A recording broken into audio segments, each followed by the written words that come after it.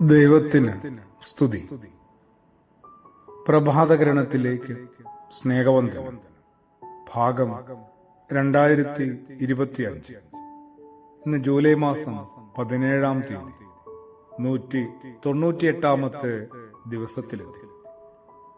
എക്കാലത്തും എല്ലാവരുടെയും ചോദ്യവും അന്വേഷണവും ഇത് തന്നെയാണ്: ആരാണ് വലിയവൻ?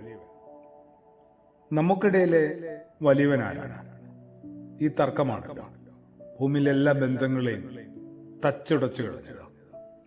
എല്ലാം ഒടുവില് കലഹമായും പിന്നീട് കൊലപാതകവുമായി മാറുന്നതും ഇതിന്റെ തുടർച്ച തന്നെയാണ്. ക്രിസ്തുയേശുവിന്റെ ശിഷ്യന്മാർക്കിടയിലും തർക്കമുണ്ടായിരുന്നു. പിന്നെ യേശുവിന്റെ അടുക്കിലേക്ക് അത് ചോദിക്കാൻ വരുമ്പോൾ തങ്ങളിൽ വലിയവൻ ആരെന്ന് ചോദിക്കാനായിട്ട് അവർക്കൊരു ലജ്ജ തോന്നിക്കൊണ്ടാവും സ്വർഗരാജ്യത്തിൽ ഏറ്റവും വലിയവൻ ആരെന്നൊക്കെ അതിനകത്തേക്ക് ഇത്തിരി ആത്മീയതയുടെ പൊടിയിട്ടത്. വിശുദ്ധനായ മത്തായി ശ്ലീഹായുടെ സുവിശേഷം 18-ാം അധ്യായത്തിന്റെ ആരംഭത്തിൽ ശിഷ്യന്മാരുടെ വളരെ ശ്രേഷ്ഠമായ ഒരു ആത്മീയ അന്വേഷണം കാണാം. സ്വർഗരാജ്യത്തിൽ ഏറ്റവും വലിയവൻ ആരാണ്? യേശു ആവട്ടെ ഒരു ശിശുവിനെ അടുക്കൽ വിളിച്ച് അവരുടെ നടുക്കം നിർത്തിയിട്ട് പറഞ്ഞു, നിങ്ങൾ മനസ്സ് തിരിഞ്ഞ് ഈ കുഞ്ഞുങ്ങളെപ്പോലെ ആയിത്തീരുന്നില്ലെങ്കിൽ സ്വർഗരാജ്യത്തിൽ കടക്കുകയില്ല. സത്യമായി സത്യമായും പറയുന്നുവെന്ന് അതിന് കുറച്ചും കൂടി ഉറപ്പിട്ടു. ഇവിടെ നമ്മൾ ഈ വലിയ ഭാവം വിട്ടേ മതിയാവും.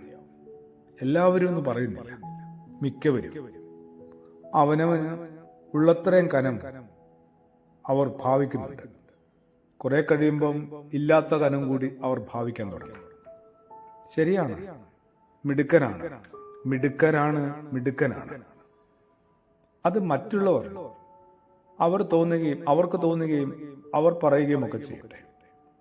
നമ്മളുടെ വാക്കില്, പ്രവൃത്തിയില്, സാന്നിധ്യത്തില്, ഇടപെടലില്, എന്തിന് ശരീരത്തിന്റെ ഭാഷയിൽ പോലും ഞാൻ എത്രയോ വലിയ മിടുക്കനാണെന്നൊരു ഭാവം വല്ലാതെ ഇങ്ങനെ വെട്ടിത്തിളങ്ങുന്നുണ്ട്. ഒഴിവാക്കാൻ പറ്റുമെന്നുള്ളതാണ്. എളിയവരെ അന്വേഷിക്കുന്ന ആളാണ് ദൈവം. നമ്മളാവട്ടെ വലിയവനെയും മികവുള്ളവനെയും മിടുക്കനെയും ജയിച്ചവനെയും ഒന്നാമനെ അന്വേഷിക്കും. ദൈവം ഇങ്ങനെ പരാജയപ്പെട്ട് വിളുമ്പിൽ നിൽക്കുന്ന, അവസാനം നിൽക്കുന്ന ദരിദ്രരെ, ആലംബഹീനരെയൊക്കെ അന്വേഷിക്കുന്ന ആളല്ലേ. യേശു അത് എപ്പോഴും ഓർത്തിട്ടുണ്ടാവും.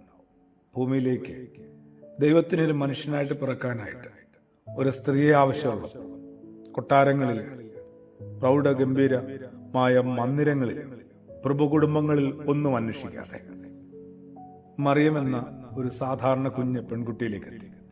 അതുകൊണ്ടാണല്ലോ ആ ഒരു തികവിലും നിറവിലും ആ സ്ത്രീയും പറഞ്ഞല്ലോ, ഞാൻ അവിടുത്തെ ദാസിയാണ്, അവിടുത്തെ ഇഷ്ടം പോലെ എന്നിൽ ഭവിക്കട്ടെ. കുറെ കൂടി ഒന്ന് എളിമപ്പെടാനായിട്ട്, വലിയവനെ അന്വേഷിക്കാതെ സ്വയം ചെറുതാണെന്ന് ധരിക്കാനായിട്ട് നമുക്കും സാധിക്കട്ടെ. പ്രാർത്ഥനയോടുകൂടി ആമേൻ.